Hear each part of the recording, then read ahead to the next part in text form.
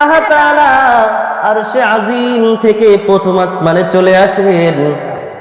প্রথম আসমানে আসার পরে ডাকতে থাকেন, কে গুনাহগার আছো, আমি আল্লাহর কাছে তওবা করো, আমি আল্লাহ তাআলা ক্ষমা করে দিব। সুবহানাল্লাহ। এমন কোন ব্যক্তি আছো ঋণের বোঝা মাথার উপরে, টাকা নাই, পয়সা নাই, ঋণ পরিশোধ হওয়ার ব্যবস্থা তোমার নাই, এরে বান্দা রাত্রে ঘুমাইও না, আমি আল্লাহ প্রথম আসমানে চলে আসছি, উঠো 2 রাকাত নামাজ পড়ো, আমি আল্লাহর কাছে বলো, আমি আল্লাহ তাআলা ঋণ মুক্তির ব্যবস্থা করে দিব। সুবহানাল্লাহ। এমন কোন বিপদগ্রস্ত ব্যক্তি আছো তোমার বিপদ লেগেই থাকে, দূর হয় না, সারাটা দিন তুমি বিপদের মধ্যে কাটাও, রাত্রেও বিপদ আসে, এরে আল্লাহর বান্দা আমি আল্লাহ চলে আসছি, আমি আল্লাহর কাছে বলো, আমি আল্লাহ তাআলা তোমার সমস্ত বিপদ আপদ দূর করে দিব। ঘরের মধ্যে অভাব, টাকা নাই, পয়সা নাই, খাবারের ব্যবস্থা হয় না, বান্দা আজকে উঠো, আমি আল্লাহর কাছে চেয়ে নাও, আমি আল্লাহ তাআলা আজকে সমস্ত ভান্ডার নিয়ে বসলাম, তুমি বান্দা আমি আল্লাহর কাছে চাইবা, আমি আল্লাহ তাআলা তোমাকে সব দিয়ে দিব। সুবহানাল্লাহ। ক্ষণস্থায়ী নাকি চিরস্থায়ী? আওয়াজ দেয়া বলেন। ক্ষণস্থায়ী দুনিয়ার জন্য চিন্তা বেশি করা দরকার নাকি স্থায়ী জীবনের জন্য চিন্তা বেশি করা দরকার? আওয়াজ দেয়া বলেন। আমার স্থায়ী বসবাস যেখানে হবে সেখানকার চিন্তাই আমাকে বেশি করতে হবে। দুনিয়া দুনিয়া দুনিয়া, মুহূর্তেই দুনিয়া শেষ হয়ে যাবে, এরকম বরকতের রজনী আর হয়তোবা সামনের বছর ভাগ্যে নাও থাকতে পারে। অনেক আল্লাহর বান্দার দাড়ি পেকে গেছে, হাতে যে ক্ষমতা ছিল সেটা দুর্বল হয়ে গেছে, মানে মৌতের যতগুলি আলামত আছে সব তার মধ্যে তাকাইলে দেখা যায় লোকটা দুনিয়াতে আর বেশি দিন বাঁচবে না। বড় আফসোসের বিষয় হলো এই লোকটাও মসজিদে ঠিকমতো আসে না, এটাই বড় আফসোসের বিষয়। আজরাইল আলাইহিস সালাম খবর দিয়ে আসবে না, আপনার কাছে অনেক আলামত তো আগেই চলে আসছে, আপনার দাড়িটা পেকে গেছে, তার মানে আপনার বয়স ভারী হয়েছে, আপনার হায়াত কমে যাচ্ছে, আপনি যখন তখন চলে যাইতে পারেন, মানে দুনিয়ার নিজাম অনুযায়ী বোঝা যায় আর কি। বাকি হায়াত কার কতদিন আছে এটা আল্লাহ তাআলা ভালো জানেন। তো দুনিয়ার জীবনের মধ্যে মাঝে মাঝে বরকতময় কিছু সময় আল্লাহ তাআলা দিয়েছেন, যেগুলোর মধ্যে ইবাদত করলে অনেক বেশি সওয়াব আল্লাহ তাআলা দিয়ে থাকেন। সুবহানাল্লাহ বললেন না? সুবহানাল্লাহর কত ফজিলত সেদিন বলছিলাম ওখানে, যে সুবহানাল্লাহ বললে কি হয়, জান্নাতের মধ্যে একটি গাছ তৈরি হয়। কি তৈরি হয় বলেন? একবার যদি কোনো বান্দা সুবহানাল্লাহ বলে, কি বলে? আর বলি না সুবহানাল্লাহ বলেন, একবার সুবহানাল্লাহ বলে কি লাভ? কোন বান্দা যদি আল্লাহ তাআলার উপর খুশি হইয়া একবার সুবহানাল্লাহ বলে, পয়গম্বর বলেন জান্নাতের মধ্যে একটা গাছ তৈরি হয়। কি তৈরি হয়? এই আমরা যে গাছ দেখি এতটুকু গাছ, গাছের বড় কত বড় গাছ এটা বোঝানোর জন্য পয়গম্বর বলেন কোন দ্রুতগামী ঘোড়া যদি 500 বছর পর্যন্ত দৌড়ায়, ওই গাছের ছায়া দৌড়াইয়া শেষ করতে পারবে না। জোরে কোন সুবহানাল্লাহ। এত বড় গাছ তৈরি হয়। আজকে বরকতের রজনী, বরকতের রজনী, এই রজনীটাও যদি আমরা ঘুমায়ে ঘুমায়ে পার করে দিই তাহলে কপাল পোড়া আমাদের মতো আর কে আছে বলেন? গত বছর থেকে এই পর্যন্ত এমন একটা রাত গেছে যে সারা রাত আপনি ইবাদত করেছেন? কথা বলেন, গেছে? তাহলে সারা বছর তো আপনি ঘুমাইলেন, সারা বছর ঘুমায়ে পার করছেন, তাহলে একটা রাত আল্লাহ তাআলাকে দেওয়া যায় না ইনশাআল্লাহ? কথা বলেন না কেন? এই যে আপনারা এখানে সবাই আসছেন, অন্যদিন এসে এত লোক হয় না, আসছেন কি জন্য? রাতের বরকত, এই রাতের বরকত নেওয়ার জন্য, এটাই তো উদ্দেশ্য নাকি বলেন? নাকি অন্য উদ্দেশ্যে? মসজিদে খাবারের ব্যবস্থা আছে, কথা কয় না। ওই একটাই উদ্দেশ্য, বরকত হাসিলের উদ্দেশ্যে আসছে, যে আমার বরকত লাগবে। সকলেই জানি এই রাতের বরকত কত। নবী করিম সাল্লাল্লাহু আলাইহি ওয়াসাল্লাম এই রাতের সম্মান, এই রাতের ফজিলত সম্পর্কে বোঝাতে যে একটা হাদিস বলেছেন। আল্লাহ রসুল বলেন, ইদা কানাত লাইলাতুন নিসফি মিন শাবান, যখন শাবানের মধ্য রজনী আসবে, তার মানে 14 তারিখ দিবাগত রাত্রি, 15 তারিখের রাত্র যখন আসবে, ফাকুমু লাইলাহা ওয়া সুমু নাহারাহা, বান্দা তুমি রাত্র জেগে ইবাদত করো, দিনের বেলায় রোজা রাখো। সুবহানাল্লাহ। রাত্রে কি করতে বলেছেন? আওয়াজ দিয়ে বলেন না কেন? রাত্রে ইবাদত করতে হবে, সকালে রোজা রাখতে হবে। এই বিষয়টা নিয়ে অনেক আল্লাহর বান্দা ফিতনা ছড়ায় যে শবে বরাতের রোজা মনে হয় 3টা, মনে হয় 2টা। এর আগের দিন ক্লিয়ার করেছিলাম বিষয়টা। শবে বরাতের রোজা কয়টি? একটি রোজা, হাদিসের মধ্যে একটাই আছে। আপনি অতিরিক্ত রোজা যদি রাখতে চান পারবেন, নফল রোজা রাখার অনুমতি আছে, বাকি রোজা তো একটাই। শবে বরাতের রোজা কয়টি? একটি।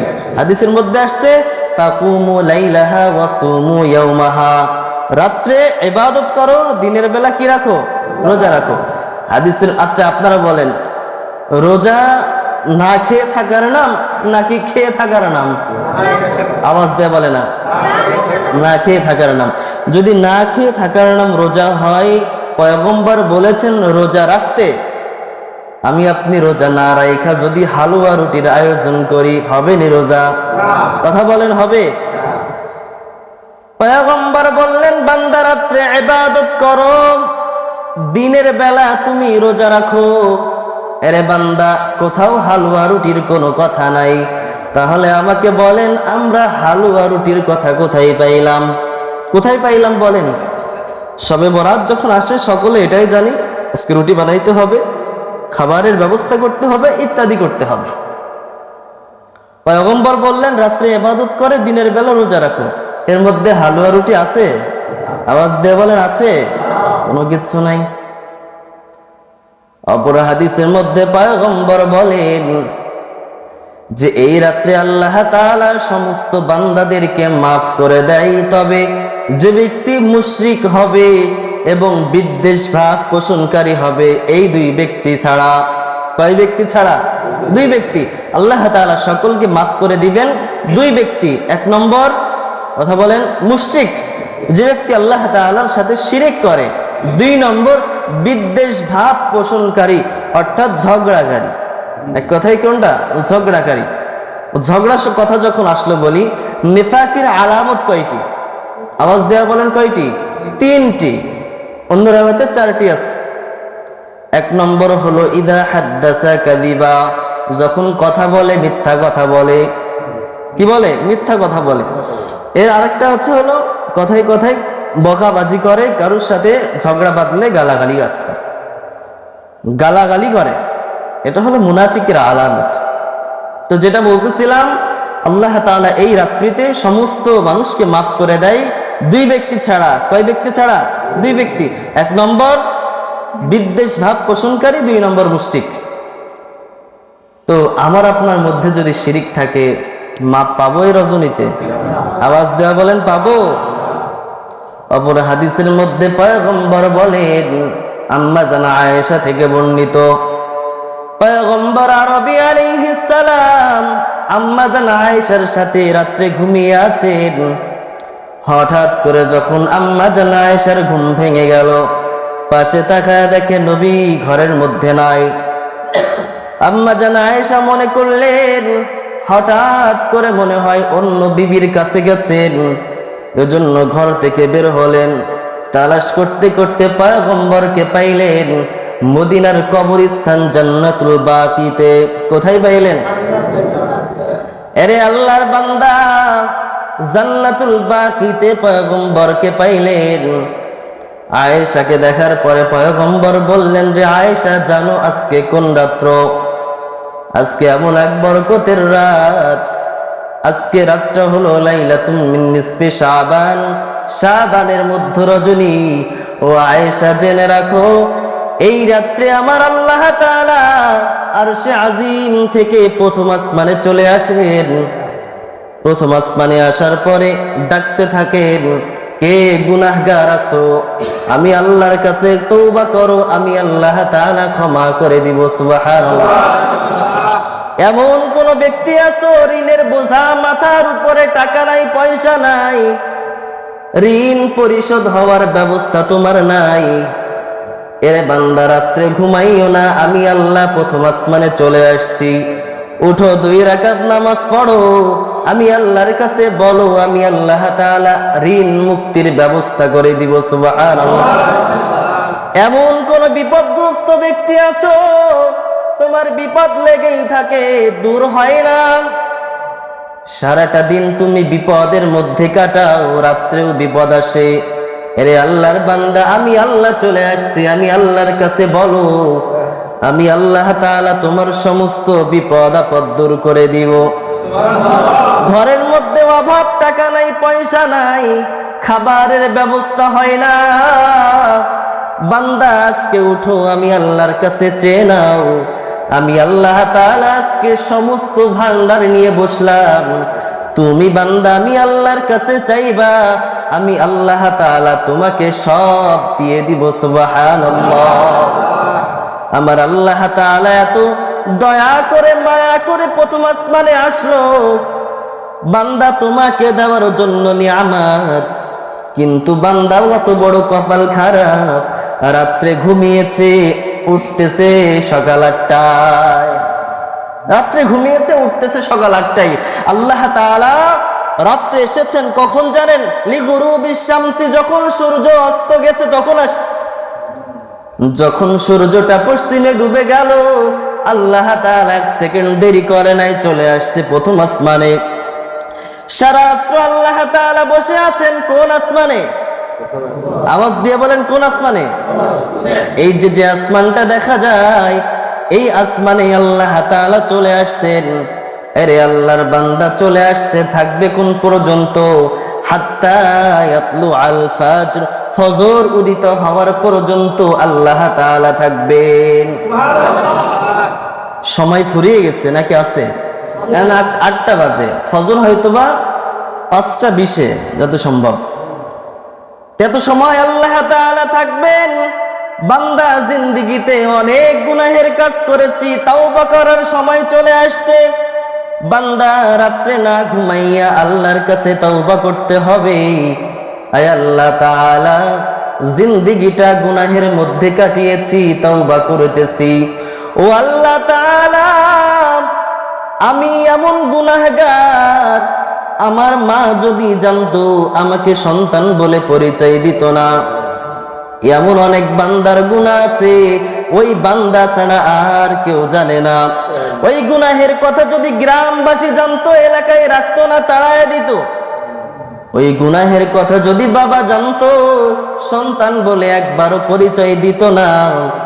এরে আল্লাহর বান্দা, শুধু তাই নয়, ঘরের মধ্যে বিবি আছে, স্ত্রী আছে, সন্তান আছে, তারা যদি জানতো একবারও আত্মীয়র পরিচয় দিত না। ও আল্লাহ তাআলা, তুমি সব গুনাহের খবর রাখো। আল্লাহ তাআলা, আজকে বরাতের রজনীতে তোমার কাছে তওবা করলাম, দয়া করে মায়া করে আমাকে মাফ করে দেন।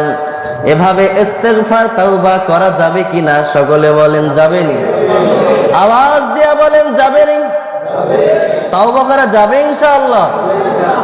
আল্লাহর কাছে বান্দা চাইতে দেরি হয়, আমার আল্লাহ তাআলা দিতে 1টা সেকেন্ড দেরি করে। আওয়াজ দিয়া বলেন, দেরি করে? কত গুনাহের কাজ করেছেন আপনি? একটা সন্তান হাজারো অপরাধ করার পরে মা বাবার কাছে যদি মাফ চাই, মা বাবা মাফ করে কিনা বলেন? আওয়াজ দেয়া বলেন। বাবা যদিও রাগ করে, মা ঘরের পেছন দিয়া সন্তানরে খাবার খাওয়াইয়া বিদায় দিয়া দেয়। এত দয়ার মা বাবা হাজারো অপরাধ করার পরে সন্তানকে মাফ করে দেয়। আমার আল্লাহ তাআলা বলেন, রে গোলাম, ওই মা বাবার থেকে লক্ষ কোটি কোটি গুণ মায়া আমি আল্লাহর বেশি। বান্দা বরকতের রজনী পেয়েছো, আমি আল্লাহর কাছে মাপ চাও, দেখবা আমি আল্লাহ তাআলা তোমার সমস্ত গুনাহ মাফ করে দিব। শুধু তাই নয়, তোমার সমস্ত গুনাহ আমি আল্লাহ তাআলা নেকের দ্বারা পরিবর্তন করে দিব। সুবহানাল্লাহ। আল্লাহ তাআলার ইবাদত করা যাবে আজকে ইনশাআল্লাহ।